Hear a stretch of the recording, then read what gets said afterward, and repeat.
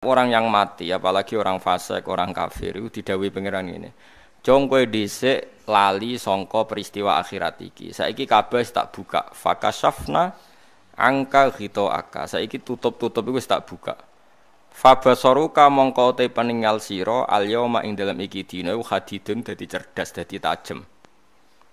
Karena setelah kamu di akhirat eling tenan ternyata ketika kita di dunia itu mengigau ka alam yalbatsu illa sa'atam min nahar.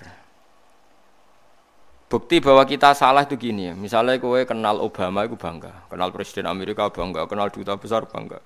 Jebule hakikat itu semua gak penting ning akhirat. Yang penting adalah kowe ngusap cah yatim terus mbok sedekoi, kowe sujud mbek pangeran mbok nikmati. Kowe ngaji ngene iki mbok syukuri. Hal-hal sing zaman ning donya mbok anggap ora penting, ternyata penting. Kadang keliru lagi gini, ana kiai ikhlas di musala panjang mbok arani kiai cilik. Sing pejabat struktural ning ormas gede mbok arani kiai top, mergo jabat ning ormas gede. Jebule iku ning akhirat klotokan sing banyak kiai cilik. Iso nyafaati kowe. Kiai oleh dendam ning akhirat. Pas kon nyafaati kowe wis ra gelem moh ta mbok arani kiai cilik. Lho dendam itu diolehno pangeran. Mulane kowe aja geman ngenyak kiai cilik. Iso wae gedhe indawa. Engko kathah. Rubba asa akhbaro madfu'in bil abwab law aqsama ala Allah la abarrahu. Dari Kanjeng Nabi, akeh zaman ning donya wong sawangane kedual-dual rambute, pakaiane compang-camping tapi umpama sumpah atas nama Allah mesti Allah nyembadani. Si kiai ya, kalau versi medis Anda lebih tahu. Kalau versi kiai itu kematian itu dianggap hal yang sebetulnya ada versi kiai ya, semua orang tahu lah pasti mati itu. Cuma inginnya mati itu kan macam-macam. Inginnya ya setelah kaya, terus setelah mapan, terus menangi anaknya mapan, cucunya mapan itu. Terus itu pun sebetulnya ada siap mati juga, tapi ya tetap mati itu. Jadi saya punya cerita, saya akan cerita yang lucu-lucu ya supaya enggak tegang ya menghadapi kematian. Dulu itu kroni itu ya sudah ada. Jadi Nabi itu ya punya kroni, tidak hanya pejabat. Nabi itu punya kroni. Nabi Sulaiman itu bisa terbang. Ya mulai dulu manfaatkan angin. Jadi angin itu mulai dulu memang luar biasa. Dimanfaatkan orang sekarang mulai tenaga angin, pakai rem angin. Mulai dulu angin itu luar biasa. Nah itu teman dekatnya Nabi Sulaiman itu ya agak sopan tuh bilang gini, itu Pak Nabi itu kalau nanti ada malaikat Israel saya pinjam anginnya supaya tidak bisa ngejar saya katanya. Jadi mulai dulu tidak hanya pejabat, Nabi pun ya punya teman yang agak-agak gimana itu. Suatu saat malaikat Israel disuruh nyabut orang, misalnya namanya siapalah. Nanti saya sebut ada yang tepaan sama nanti tersinggung, ya semuanya siapa gitu. Yang jelas namanya ada Agus tidak Bambang karena bahasa Arab itu. Itu orang ini cabut di India. Nabi Sulaiman kira-kira ya di Palestina kira-kira itu. Si orang ini ternyata di dekat Nabi Sulaiman. Nah karena Nabi itu kan orang hebat lah, sehingga malaikat ya kadang silaturahim ke para nabi. Israel sendiri ya kadang-kadang silaturahim ke para nabi. Silaturahim yang paling enggak disukai ya silaturahimnya malaikat Israel. Datang ke Nabi Sulaiman, sebenarnya niatnya silaturahim. Ternyata ketemu orang itu, kaget malaikatnya. Waduh ini gimana ini? Kok saya disuruh nyabut di India, kok orangnya di Palestina? Nabi Sulaiman kira-kira di kawasan Palestina, di wilayah yang katanya Israel itu. Karena Palestina kita tahu kan, menurut pemerintahan Israel itu wilayah Israel, menurut Palestina pemerintahan apa? Palestina. Tapi Indonesia alhamdulillah sampai sekarang itu nggak mau atau tidak punya hubungan diplomatik dengan apa? Israel. Sehingga kita harus istilahkan Palestina untuk warga Indonesia. Kaget malaikat ini katanya disuruh nyabut di India kok ada di sini. Nah si kroni ini, si orang yang itu melihat malaikat Israel, entah kenapa kok dia bisa melihat itu, mungkin punya kekuatan tertentu karena dekat Nabi. Kaget dia, malaikat melihat dia karena janggal ya, disuruh nyabut di India kok orangnya di Palestina. Si orang ini melihat malaikat juga takut. Malaikat itu punya hawa yang luar biasa. Akhirnya bilang ke Nabi Sulaiman, ya Nabi Allah, tolong pinjemin saya angin untuk saat ini juga saya bisa terbang ke India. Dipinjemin sama Nabi Sulaiman. Akhirnya orang itu sampai ke India. Dikira angin itu sudah segala-galanya sampai India. Terus malaikat senyum, seneng dia. Wah, ini sesuai protokol. Karena andai kan orang itu tetap di situ, malah malaikat gak berani ngambil karena prosedurnya harus ngambil di India. Jadi andai kan dia tetap diam di situ, sebenarnya malah gak masalah karena gak sesuai apa? Panduannya harus di. Karena dia terbang di India, malaikat itu nyusul ya terus diambil karena sesuai apa? Ya, sesuai perintah harus memang diambil di India. Nah, kemudian saya kan memang dipesenin untuk memperkuat apa ya, nakes, teman-teman semuanya lah pasien. Tapi saya cerita dimulai dari yang seperti ini saya sengaja karena memang ya hidup itu seperti inilah. Pasti kita semua akan mengalami kematian. Cuma inginnya kita ya hidup itu ya sehat ya, terus kalau mati itu ya tidak punya utang karena berat nanti utang. Saya tidak tahu fikihnya itu. Kalau utang pribadi itu hisabnya berat, kalau utangnya lembaga itu gimana itu? Dihitung salahnya direkturnya, dihitung salah karyawan yang minta naik apa? Gaji. Saya tidak tahu kayak utangnya Indonesia itu yang disalahkan itu menterinya apa presidennya, apa yang selalu mengajukan gaji 13. Tidak tahu itu, karena di kitab tidak dibicarakan. Yang dibicarakan utang-utang apa? Pribadi ya. Kalau yang utang-utang lembaga negara itu nanti tak tanyakan malaikat auditornya ini gimana cara apa? Itu yang disalahkan menterinya, apa presidennya, apa direkturnya, apa pengajuan proposal itu. Nah, singkat cerita itu kalau ngadepin kematian atau sebenarnya yang ngadepi kehidupan juga kita ini, inna sholati wa nusuki wa mahyaya wa mamati lillahi rabbil alamin. Saya bicara ilmunya kiai. Misalnya si A itu sebenarnya sudah ditulis dia mati karena kecelakaan. Yang satu ditulis mati karena sepuh, karena tua itu. Yang satu mati karena tersedak, yang satu mati karena ngelindur. Mungkin yang satu mati karena tenggelam. Sehingga sebetulnya andaikan kita melihat Lauh Mahfud, kita ini ya naif. Saya berkali-kali ngaji bilang, kadang kita ini takutnya sampai angking takutnya dari motor ngelamun, gara-gara ngelamun gitu. Andaikan malaikat tuh suka bully, kawan gitu. Kamu catatannya kecelakaan kok yang kamu takuti apa? Covid. Tentang sejarah misalnya kita pernah hidup menanamkan kebencian sesama itu terus ke bawah. Anak cucu kita dikandani jogeman cocok wong iku musuh bapakmu, mbahmu itu. Sehingga anak cucu itu dendamnya diwariskan. Wong dendam kok dia apa? Wariskan.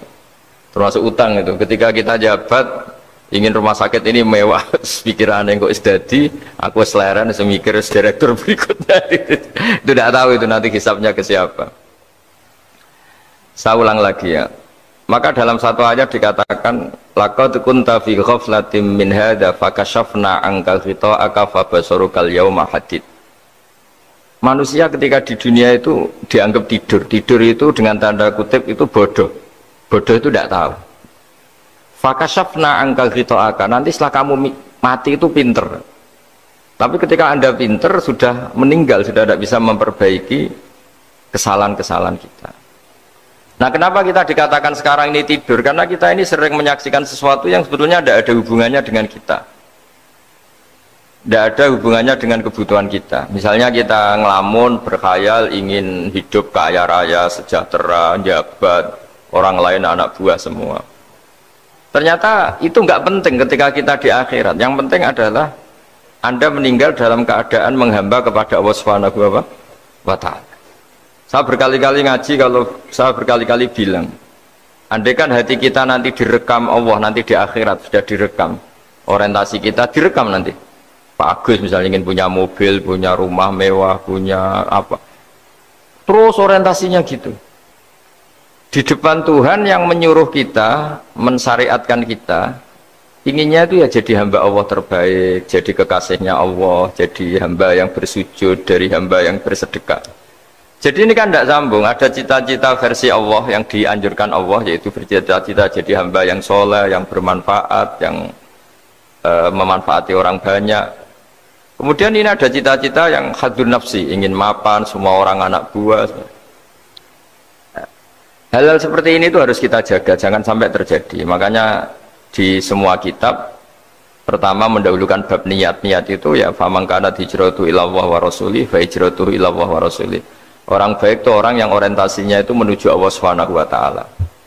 Lalu yang kurang baik adalah orang yang orientasinya itu ya harta, perempuan, pokoknya inginnya itu hal-hal yang kepentingan dirinya sendiri. Nah lalu kenapa kita kadang tidak tahu? Ya tidak tahu itu karena tadi kita kalau tidak wiridan itu tidak punya efek samping kan. Tapi kalau kamu nggak punya uang kan terus lemes. Karena ngerti itu terus uang itu penting, wiridan tidak penting. Nah dari kesimpulan itu sebenarnya kita menjadi bodoh. Karena menjadi bodoh ketika Anda meninggal ternyata uang ini nggak penting, wiridan ini penting. Tapi tahu kita terlambat setelah kita meninggal. Nah di sini saya ingin mengingatkan apapun kondisi kita, yang jelas itu ingat selalu kepada Allah Subhanahu wa taala.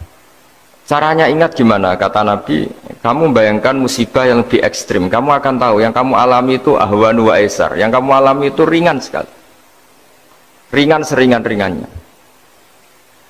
Saya beri contoh ya, kalau Anda belajar, kalau dalam bahasa pondok itu falak, mungkin kalau bahasa umum itu apalah, ilmu apa. Misalnya orang ahli meteor, ahli apalah, ahli perbintangan.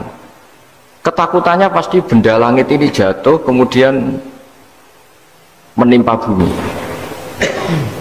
Nanti kalau Anda ahli geologi itu takutnya bumi ini likuifaksi karena sumber daya alamnya sudah begitu dikeruk, dimanfaatkan. Nanti yang ahli teroris atau yang ahli ekstremis itu takutnya itu ada teroris. Yang ahli sosiologi takutnya Indonesia itu chaos. Kalau chaos ya saling bunuh, saling apa. Jadi semuanya ini ketakutan ini semuanya mengarah terhadap kematian. Kecelakaan lalu lintas ya menjadikan orang mati. Likuifaksi kayak kemarin di Sulawesi ya iya, gunung meletus, gempa, tsunami. Nah ketakutan yang menjadikan kematian sebenarnya banyak. Kalau baru tsunami aja ya orang takutnya ke tsunami. Nanti kalau ada kematian gempa ya takutnya gempa. Kalau temanya COVID ya takutnya COVID. Terus kalau ada tetangga mati karena ngelindur ya baru gue nak turu hati-hati nggak nak mati ngelindur. Jadi nah masalahnya kan kita nggak tahu, nggak tahunya itu ya tadi takutnya COVID ternyata catatannya itu mati kecelakaan, takutnya kecelakaan ternyata matinya itu ngelindur, kan kita tidak pernah tahu. Dari tidak pernah tahu itu kemudian agama datang dengan anjuran sudahlah kamu tawakal bahwa semua urusan kamu di tangan Allah Subhanahu wa taala. Inna sholati wa nusuki wa mahyaya wa mamati lillahi rabbil alamin la syarikalah. Yes, ibadah kita, sholat kita, hidup kita, mati kita semua di tangan Allah Subhanahu wa taala. Sehingga dengan berpikir begini ini melihat COVID itu ya kayak melihat potensi kematian yang lain, kayak karena gempa, likuifaksi, kecelakaan, karena ngelindur, karena macam-macam. Kenapa saya membuat apa atau menyarankan ya supaya orang berpikir demikian, supaya bersyukur bahwa kita ini dihimpit, disekelilingi penyebab kematian tadi. Kalau kita ahli meteorologi mungkin takutnya itu asteroid jatuh, terus kemudian meteor jatuh yang nggak habis digesek oleh sistem alam, terus macam-macam. Yang ahli gempa juga takutnya gempa, yang ahli tsunami takutnya tsunami, yang ahli sosial takutnya Indonesia chaos, kemudian saling apa? Bunuh, saling apa dan sebagainya dan sebagainya. Nah dengan keadaan seperti ini kita ini baik sekali. Bukan sekedar baik, baik sekali. Kita tidak mengalami chaos sosial, kita tidak mengalami likuifaksi, kita tidak mengalami benturan benda langit di bumi kita. Karena itu sekali terjadi, bukan 1-2 lagi, tapi habis seluruh Indonesia, mungkin seluruh dunia. Nah di sini cara Allah membuat kita selalu bersyukur bahwa hal-hal itu tidak terjadi. Jadi ada sebuah ayat yang Allah selalu mengingatkan A amintum man fis sama ayakhsifa bikumul ardo fa idza hiya tamur. Kamu boleh sekali-kali berpikir bumi ini justru potensinya itu likuifaksi, potensinya itu hancur karena di bawah itu ada magma, ada apa minyak, ada macam-macam. Ini kan di bawah ini kan ngerongkong cara Jawa itu karena diambilin terus. Piro-piro diambil ya ini ya ono masih bisa dipakai. Belum sistem bumi sendiri, wafil arti kita mutajawirat, bumi sendiri itu berupa lempengan-lempengan. Setiap saat itu potensinya geser, sekali geser ya jadi gempa. Terus belum benda langit yang potensinya juga jatuh, sekali jatuh ya habis kita. Jadi yang kita ini dikepung sekian potensi yang bisa menghancurkan kita. Tapi nyatanya, mulai Nabi Adam sampai sekarang itu ada kehidupan, ada khayal. Sing Joko yang kepengen payu rabi, mungkin sing wis payu rabi ya mbah kepengen mbah roh. Macam-macam lah. Tapi yang jelas itu wong dikepung kematian kok ya khayalnya masih tinggi gitu. Lah nggak pernah ngayal ya orang yang utang ditagih itu, gak kober ngayal. Soalnya wedine tanggal kredit itu. Tapi ini saya cerita supaya orang Indonesia itu ngerti lah bahwa yang ngepung kita itu tidak hanya Covid. Banyak. Makanya orang Arab itu kalau ngendikan itu wa malam yamut bisayfi mata bi khairihi ta'addadatil asbab wal maut wahidu. Karena orang Arab itu kan dulu Arab sebelum Islam itu kan satu kabilah nyerang kabilah yang lain. Wah itu kan harus butuh orang-orang tangguh karena dulu sistem rizkinya kayak sistem Indonesia dulu lah. Kerajaan ini nyerang ini supaya satu kerajaan punya eksistensi harus mengalahkan kerajaan yang lain. Bahkan cerita-cerita itu sama lah di Indonesia di mana-mana. Nah itu pemuda-pemuda yang gagah berani itu karena punya pegangan tadi. Wa man lam yamut bisayfi toh mata biwirihi. Kalau kamu tidak mati di medan perang ya tetap aja mati juga. Sehingga mereka kendel gitu kata cerita orang dulu. Ta'addadatil asbab wal maut wahidu. Sebab kematian bisa macam-macam, tapi kesimpulannya tetap saja namanya mati. Lalu Islam itu mengajarkan aksiru min dzikri hadhimil ladzat. Kamu harus banyak ingat mati. Tapi uniknya Islam itu menyuruh ingat mati itu disuruh justru semangat hidup. Karena kita butuh bekal itu. Jadi kalau kamu ingat mati itu jangan terus loyo, terus nunggu takdir mati itu enggak, malah disuruh semangat. Nah, tenaga medis semangat mengobati pasien, yang pasien juga semangat apa? Mensupport dirinya supaya punya keberanian hidup. Dorong Jawa nunggoni anak, nunggoni putu. Kalau saya sebagai kiai ya nunggoni santri, nunggoni umat. Jadi ingat mati itu justru dengan cara mencintai hidup. Karena hidup ini adalah bekal kita untuk sanggup ketemu Allah Subhanahu wa taala. Kadang-kadang bekal itu mudah sekali. Ada orang nakal gara-gara minumin anjing yang baru haus, sama Allah dimaafkan. Ada orang yang pulang dari tempat kerjanya, ada duri di tengah jalan, disikirkan takut kena orang, diampuni Allah, akhirnya menjadi ahli apa? Surga. Ada orang yang kerja untuk orang tuanya, kemudian orang tuanya dicukupin menjadi ahli surga. Bahkan ada ahli surga itu ceritanya itu, tapi ini jangan dicoba. Ada orang sudah jelas niat nyon sewu, niat zina, sudah tinggal itu terus mikir dia. Saat itu takut Allah gak jadi, barokahnya gak jadi langsung dia jadi ahli surga. Sarannya gak jadi loh ya. Tapi ya tidak usah dicoba. Itu kalau keterusan masalah. Jadi Islam itu menganjurkan ingat mati, tapi justru dengan cara mencintai kehidupan. Karena yang jadi referensi Allah nanti di akhirat adalah perilaku kita, amal kita zaman apa? Hidup. Jadi disuruh ingat mati, tapi justru dengan cara sangat mencintai apa? Kehidupan. Lalu yang dinamakan kehidupan itu apa? Ya kita-kita ini, ada yang mengkhidmati agama, mengkhidmati orang sakit, mengkhidmati itu ya berbakti, membantu, ada yang nata lalu lintas, ada yang nata keamanan kayak Pak Polisi, ada yang nata keuangan kayak Kemenku, macam-macam. Semuanya harus kita cintai, profesi-profesi yang oleh Islam dianjurkan untuk kita nekuni itu. Jadi saya mohon lewat cerita ini orang itu tidak fokus takut Covid. Kasihan Covid kan jadi tersangka pembunuh sini.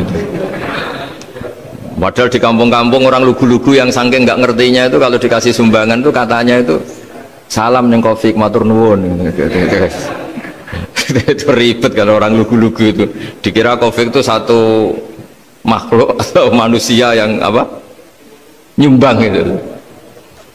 Jadi saya mohon semohon-mohonnya, seminta-mintanya sampean harus ngitung nikmat lah.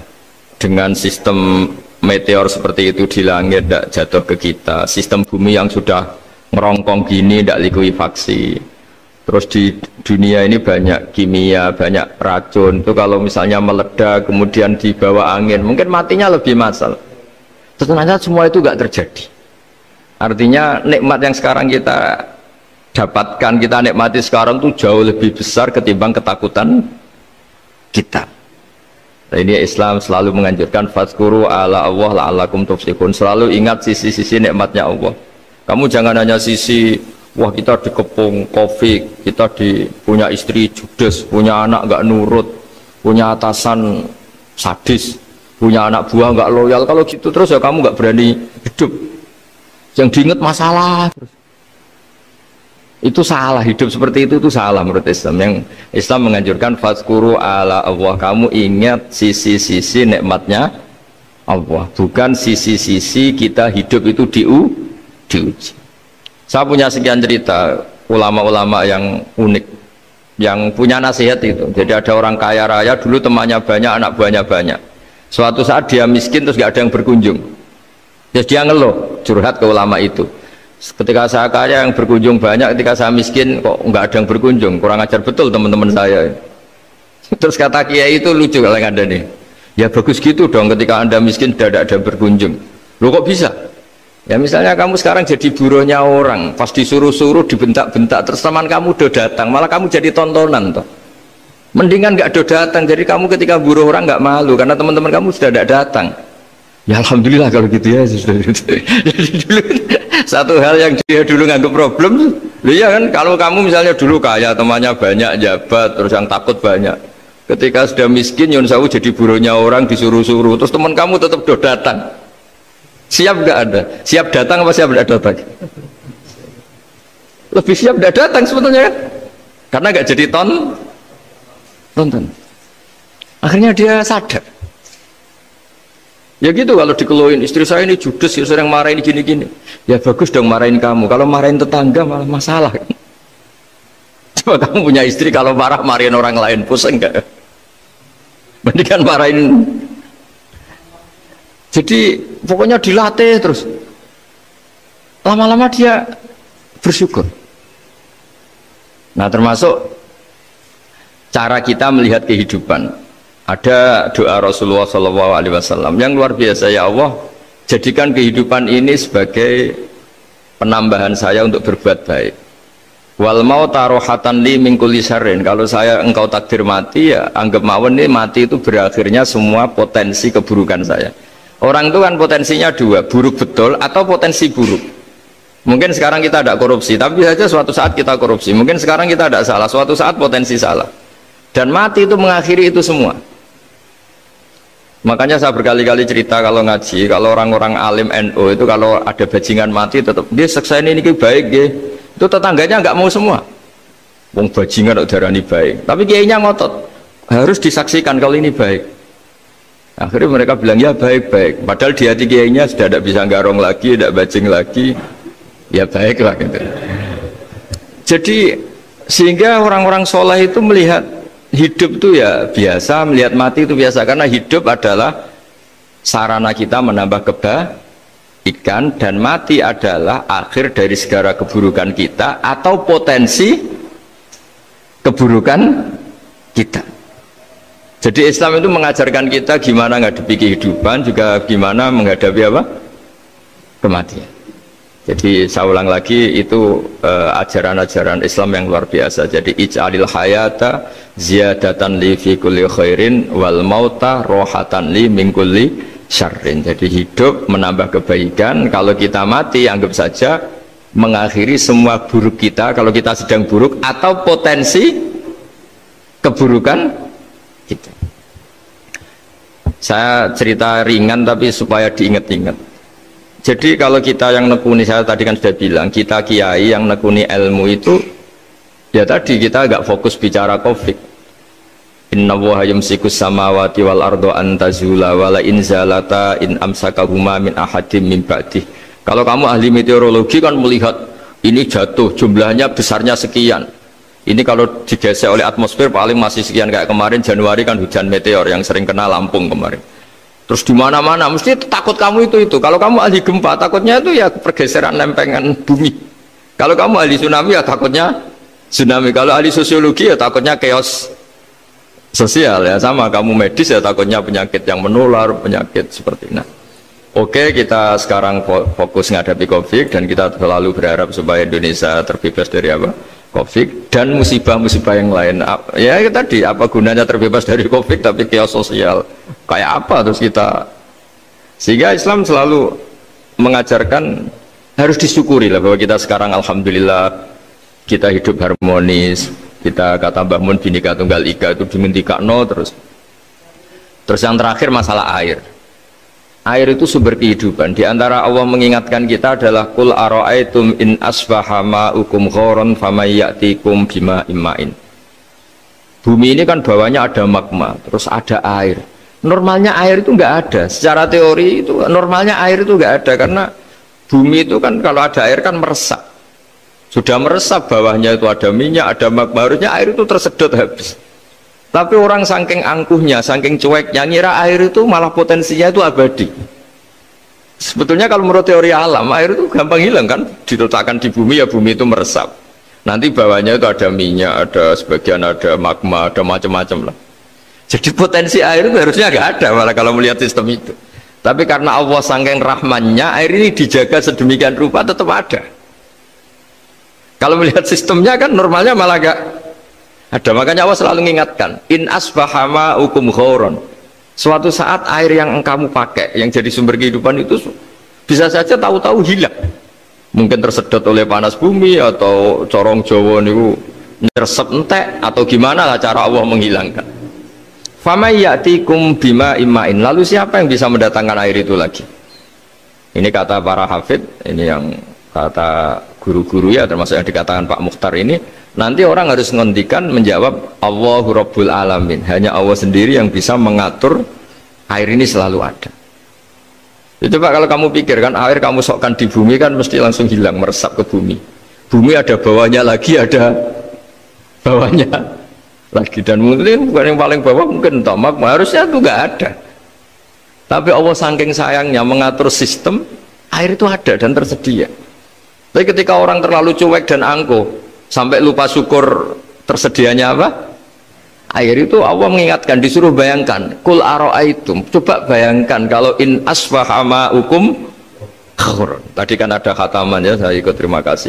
Bayangkan kalau air suatu saat itu ghoron menjadi hilang. Famay ya'tikum bima imma'in.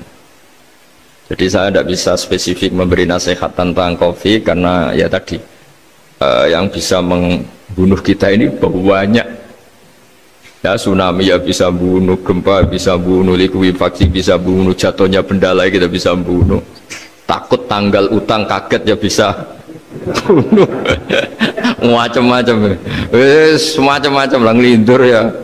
Kemarin mudik aja yang sebelum tertata rapi aja, mudik aja berapa kemarin kalau ada apa mudik lebaran yang tahun berapa, 3 tahun yang lalu apa 4 tahun yang lalu dulu.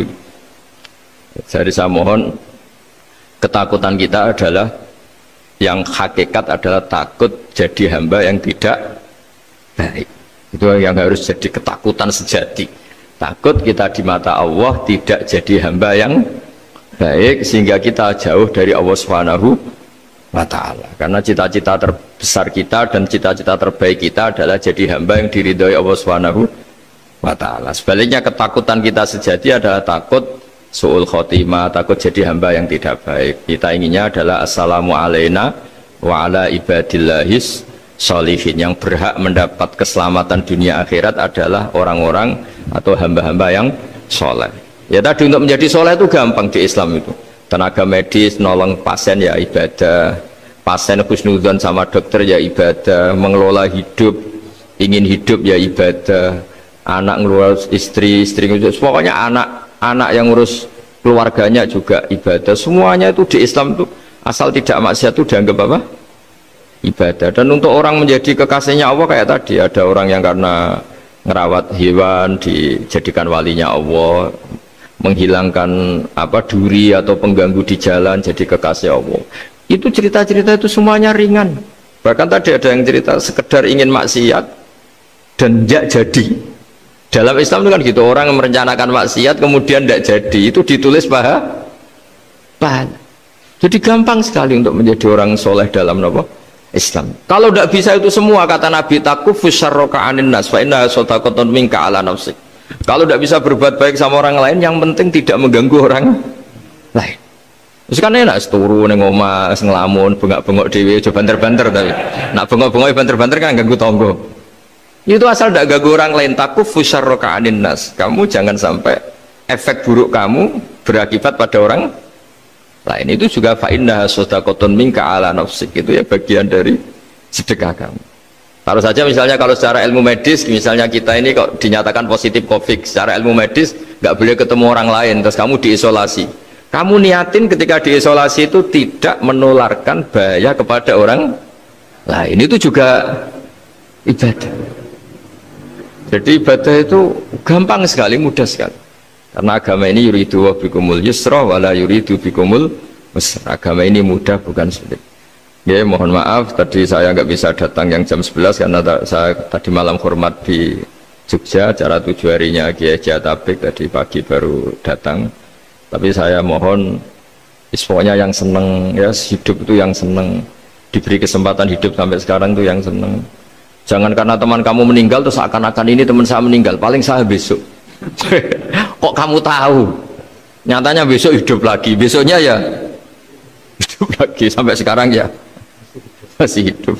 Sudahlah, mensyukuri yang ada. Jadi sudah saya mohon, syukur itu penting. La in syakartum lazidanakum. Justru dengan kita syukur itu insya Allah segalanya akan tambah baik, tambah baik. Nggih, matur nuwun, ngapunten ingkang kathah. Assalamualaikum warahmatullahi wabarakatuh.